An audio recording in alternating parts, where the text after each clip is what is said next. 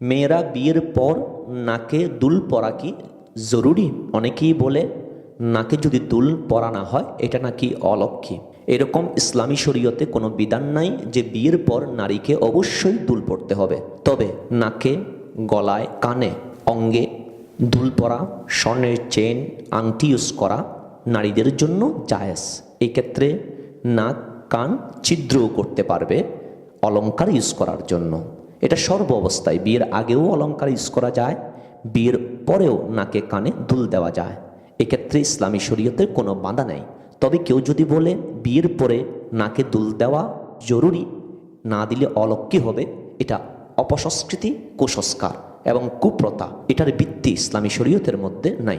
তবে অনেক পুরুষকে বর্তমানে দেখা যায় কান, নাক ছিদ্র করে দুল দেওয়ার জন্য। পুরুষের জন্য অলংকার ইউজ করা না জায়েজ এবং নাক, কান ছিদ্র করাও না জায়েজ।